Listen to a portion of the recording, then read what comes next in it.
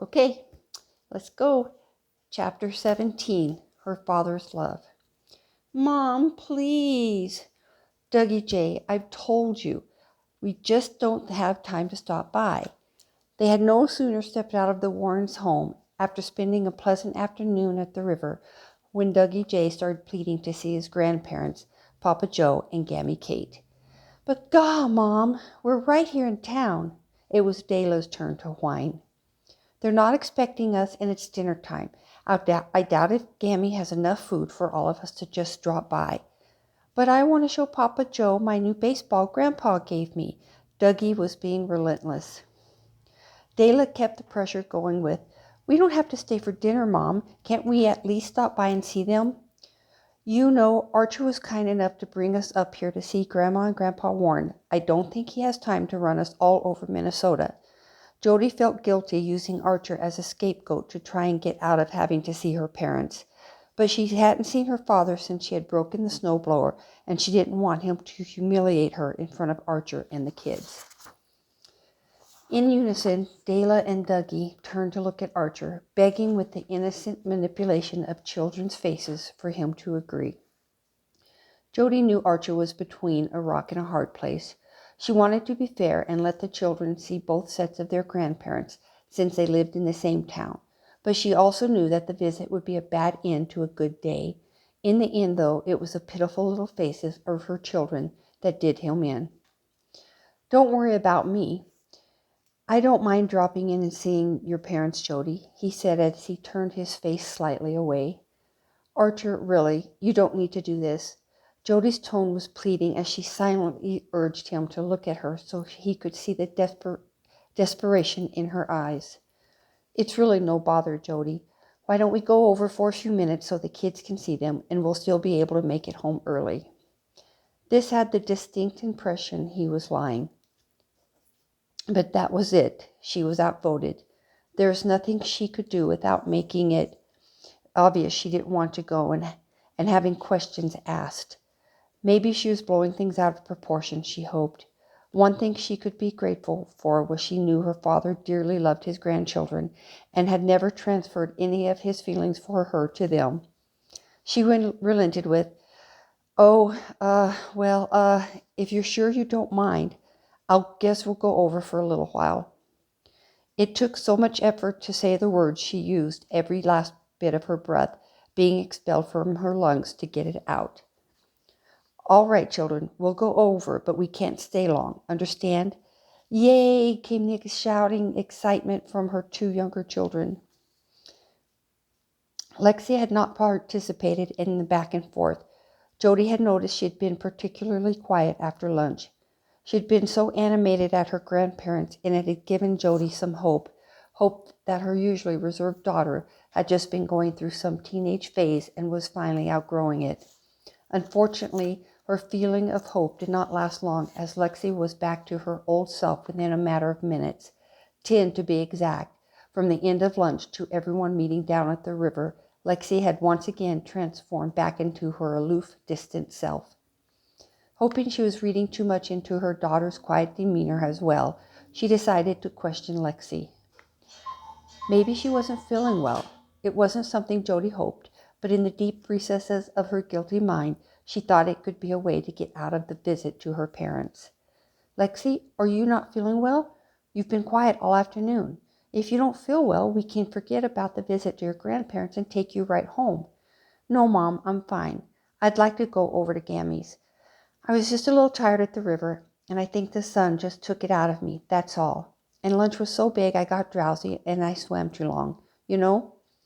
Jody knew that when Lexi started making excuses, it was her way of withdrawing into herself. It was becoming a habit that whenever she couldn't reconcile something, she would retreat into her own world, as if her thoughts and feelings were at conflict with each other. People thought she was quiet or introverted, but Jody knew it was her way of needing to be left alone. She found that Lexi feigning tiredness was a great way to stop people from questioning her, since it was the most mundane topic of small talk. Jody sometimes thought her daughter must be the most tired person in the world, the excuse was used so often. It was Jody's last-ditch effort, and with forced resignation, she said with a reluctant sigh, If you're sure then. After another moment of stalling, she finished her sentence. I guess we'd better go before it gets any later. The look on Jody's face had confused Archer. Did she want to see her parents or not? Was she thinking about the inconvenience to him, or was she thinking about the kids? Was she trying to convince him to take the children, or was she pleading for him to say no? Not understanding any reason besides him why she wouldn't want to see her own parents, he decided to be magnanimous. He wanted to spend more time with Jody and the children anyway, but he didn't have any desire to see Joe Olson. 10 minutes later, as Archer swung his truck into Mr. and Mrs. Olson's driveway, he noticed they weren't the only ones visiting for the evening. The driveway was full of cars he didn't know. The one on the street was one he did recognize, however, and it made him inwardly groan. It belonged to Bridget. His guard went up immediately. He knew she liked him, but she was a little too forward for his taste. She made him a tad uncomfortable, which is why he had never pursued her. Oh, she was pretty enough and nice enough, but she just wasn't his type. He got the feeling, though, she thought she was every man's type. But the most obvious reason of all why he would never date her was she was Jody's younger sister.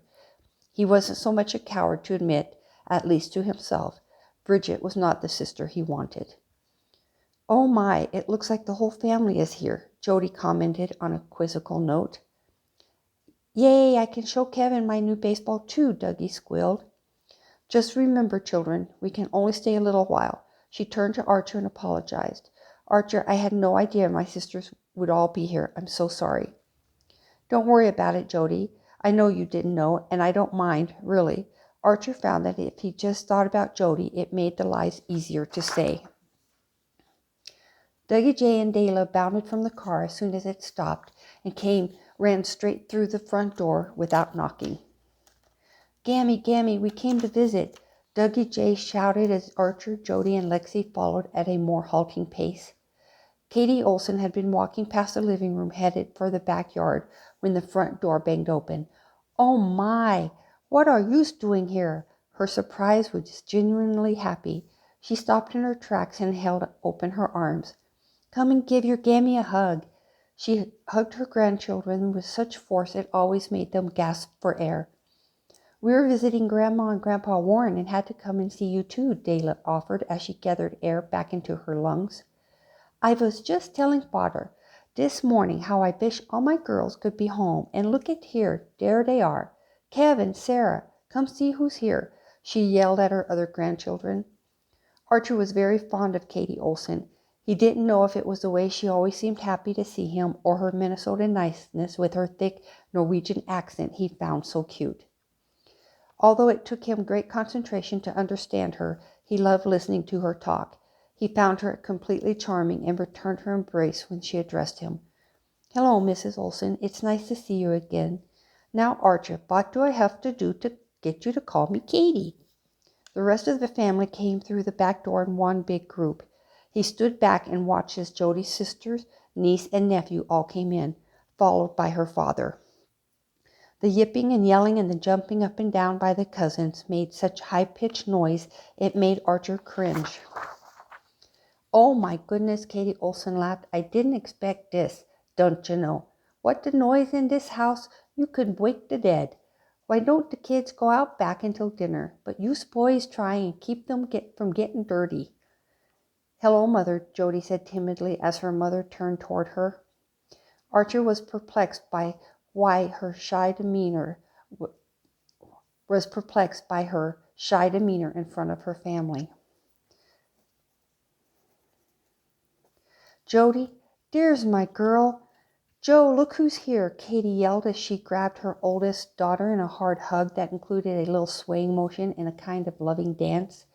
Over her mother's shoulder, Jody watched her sisters come through the door and caught her father's eyes.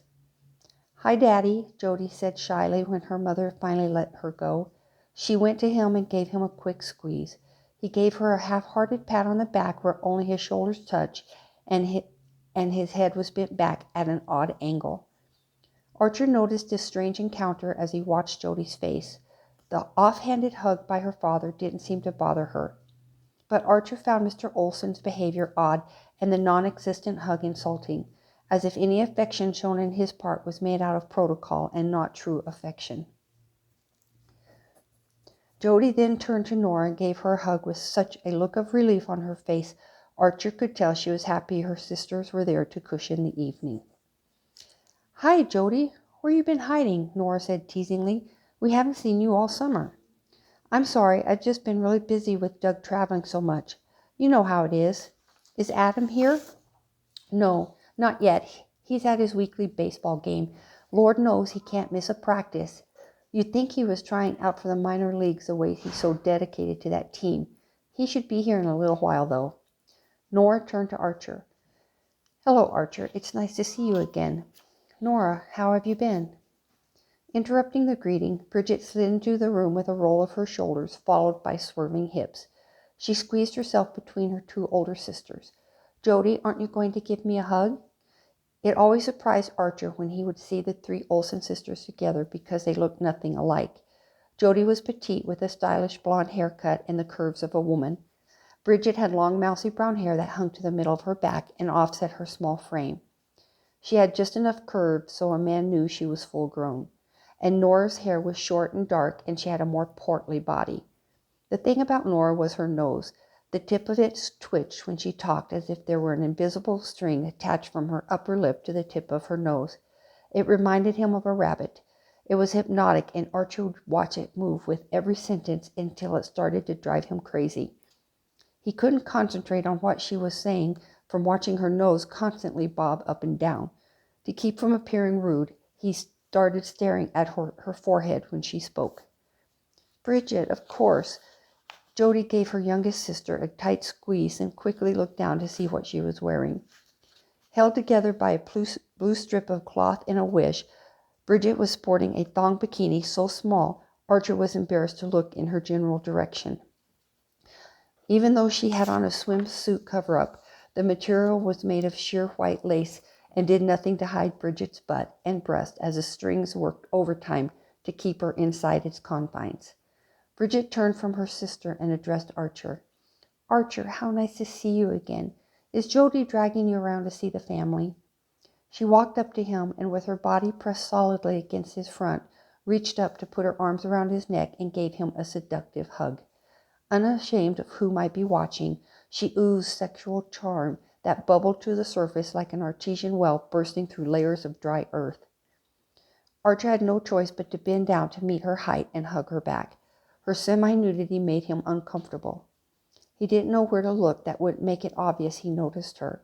He also didn't want Mr. Olson to think he was ogling his daughter. As he gave her a little light hug, he was unsure where to place his hands. He wrapped his arms around her middle while keeping his hands bent at the wrist.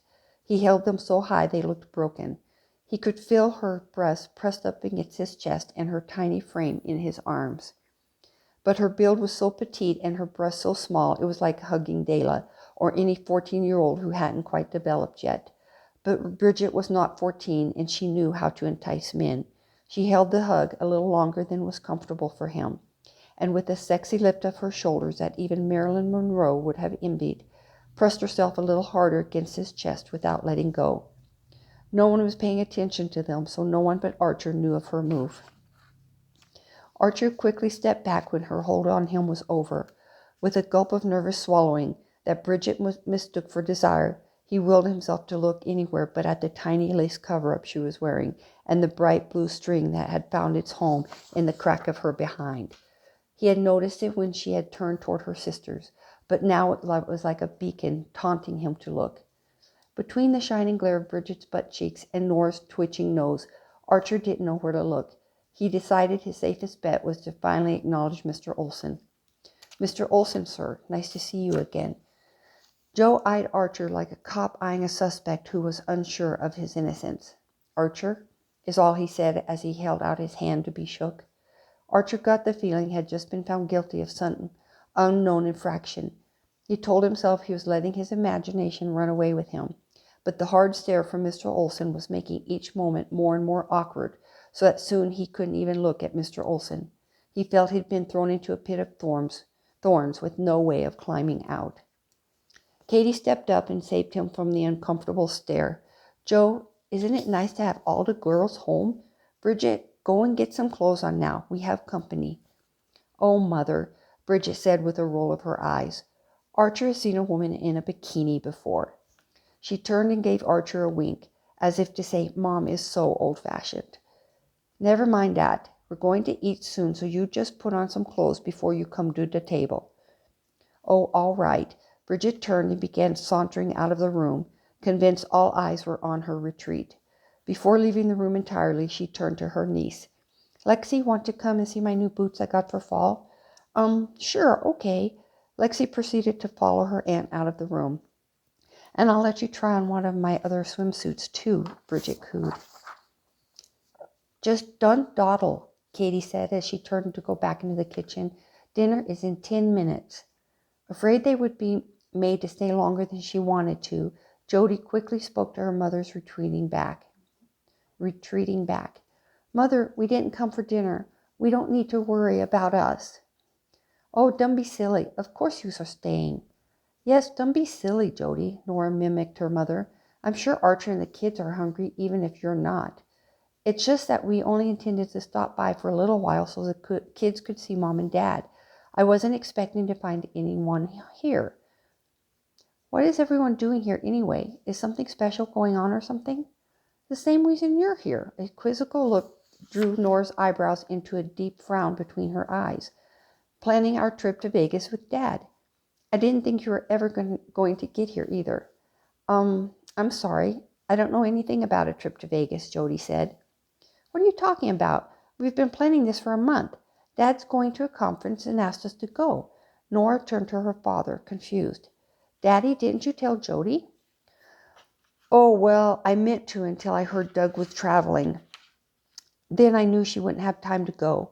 His lie was only slightly less apparent than the uncomfortable situation Nora had put him in. Archer watched the hurt look on Jody's face come and go in a single move. He knew she knew that her father had had no intention of asking her to go. Archer watched as Jody turned her head and saw her swallow hard. In an obvious pretense, at least to him, she turned aside as if fumbling for something in her purse and said, Dad's right. I don't have time to go. Don't be silly, Jody, Nora persisted. It's not until next month, and by then the kids will be in school. Shifting his weight to his right leg and sticking his hands in his back pockets, Joe glanced quickly at Archer and then down, as if trying to save face in front of him, and replied a little too rapidly, Well, yes, of course you should come. Dad's getting a suite at the Riviera, and we get to stay for free. I keep telling him I can pay for my own room, but he's insisting. Well, now, I don't know how many people the room will hold. If Jody wants to come, she'll have to pay for her own room.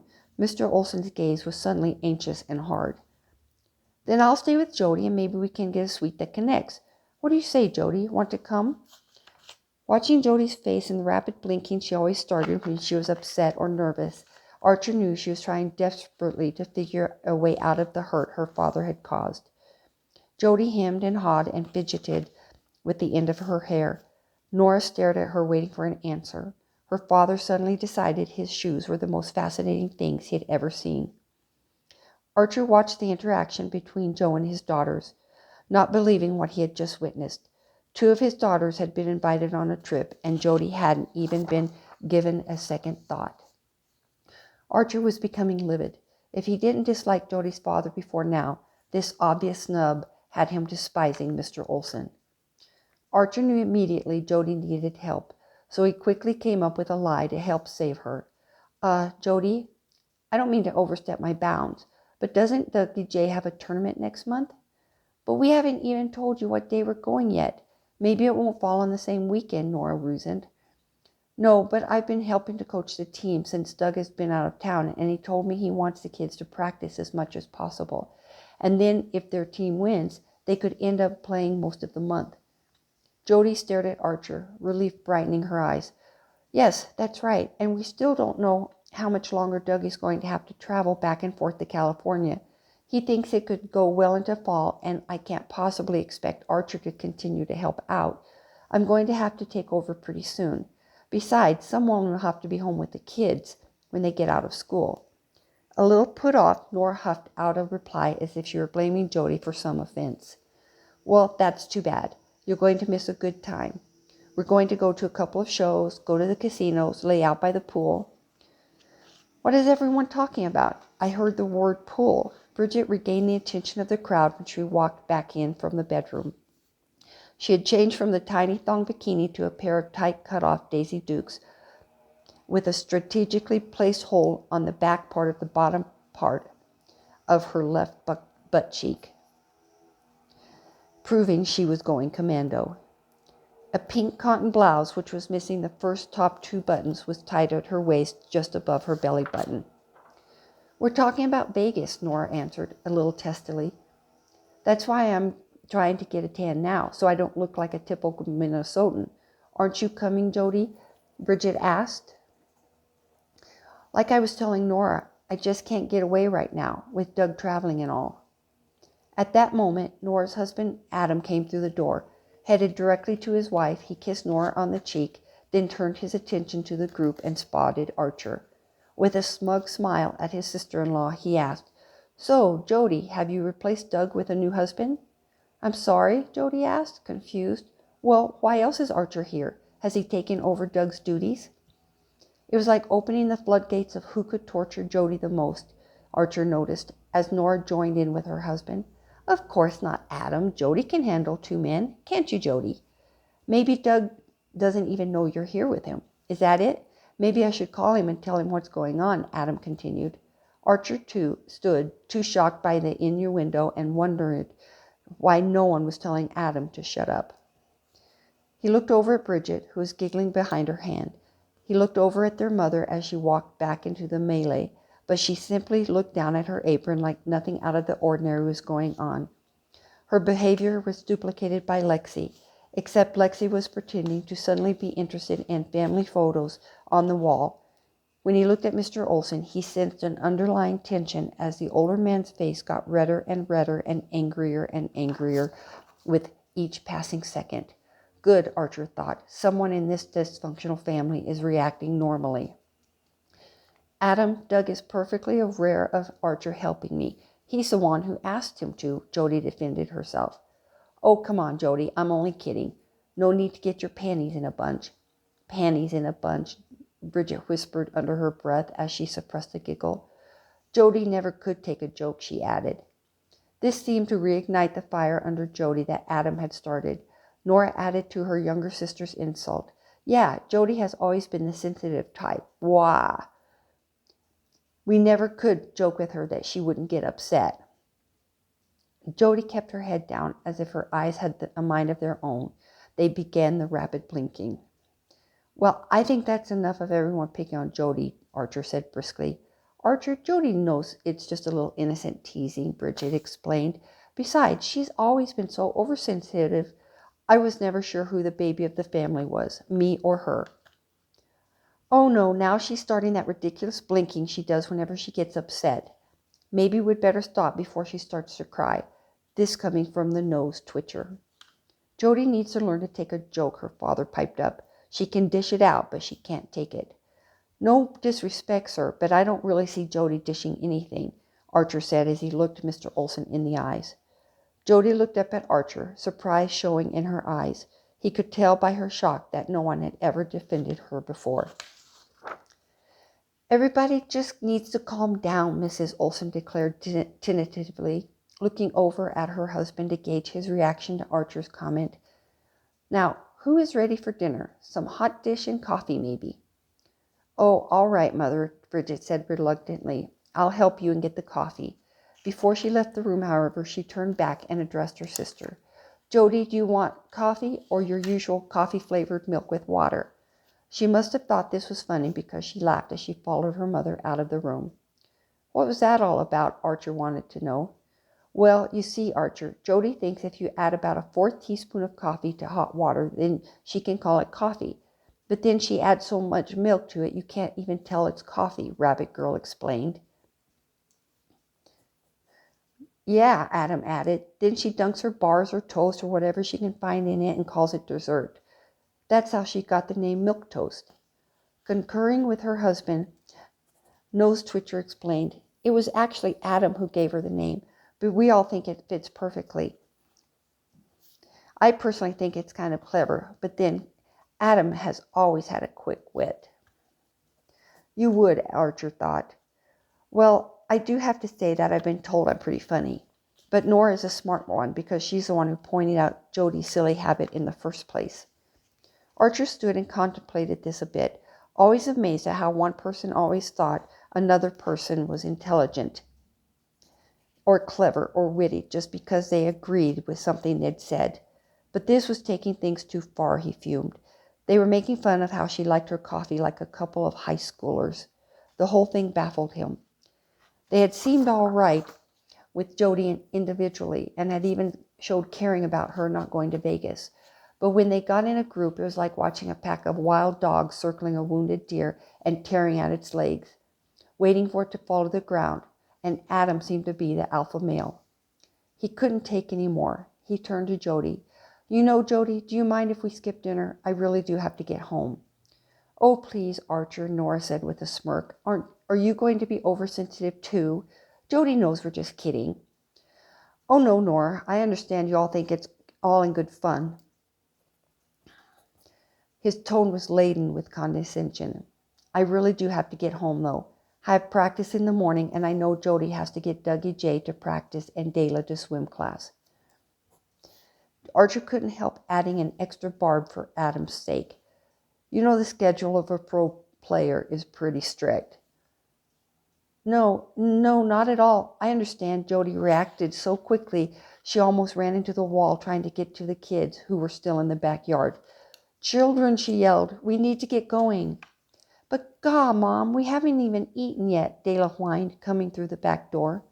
Although he didn't have time to think about it at the time. Archer later realized that Dayla was the only one of the children to complain about leaving. Lexi had simply gone to her grandmother to give her a hug, and Dougie J had come in without muttering a single word of complaint. Katie looked up with defeat in her eyes. Oh, Belle, if you must. Kids, let me get you some bars for the road. Jody, my girl, give me a ring later in the week. I miss you, don't you know? Jody had hugged her mother quickly and then started gathering her things as she said, I will, Mama. As she waited for her kids to say goodbye to their cousins and grandparents, for her mother to wrap up some bars for the road, and Archer to try and make amends with her sisters, she watched as her dad came across the room heading directly for her. Jody, I want to talk to you a minute. She thought perhaps he was going to say something kind or apologize or offer some support for her taking care of the kids on her own while Doug was away. She didn't know why she thought this, since he had never apologized in the past, even after he had slapped her that one time when she was 14 because she had rolled her eyes at something he had said that to her teenage mind was a stupid remark. He had slapped her so hard it had left her bruised and swollen, and then he yelled at her to never show him disrespect in that manner again. It was the only time her dad had ever hit her, and she thought he actually felt bad about it, but he never apologized. After that, she had learned to never, ever roll her eyes at him, and what had caused the habit of blinking. If she couldn't roll her eyes, then she wouldn't catch her father's ire, but it still gave her a little bit of inner control. It was just that the blinking had become such an ingrained part of her mental makeup over the years, she couldn't help herself anymore. Whenever she was in a vulnerable state, it was her eyes that gave her away. After the day her father slapped her, he tended to stay away from her for a while. Instead, he started using subtle remarks and insults to hurl at her as a way to discipline her. It was the verbal abuse in place of hitting her that finally started taking its toll. Then her sister started in, and it seemed she had become the family punching bag. Sometimes she wished he had just kept slapping her. With a lifetime of wishful thinking, she answered him hopefully. Yes, Daddy? Let's talk on the porch, he said as he waited for her to follow him out. When she had stopped just past the screen door, he started. I know you might be needing help with the kids while Doug is traveling, but it's not proper for you to be bringing another man to my house in his place. It's not showing proper respect to me or your husband. And if I ever find out you've been disloyal to him, I'll turn you out. You understand me, girl?" Jody's eyes had grown eerily wide as he spoke to her. Her face grew pale, her heart rate increased, her legs got wobbly, ringing began in her ears. She could barely hear him chastising her because the ringing kept getting louder and louder, like he was standing on the other side of a large field trying to yell over a noisy crowd. He continued to berate her, ending with, "I'm disappointed in you, Jody. I truly am." With that last remark, he came to attention like a soldier, eyed her one last time, then turned his back on her and walked back inside. His words always flayed her alive.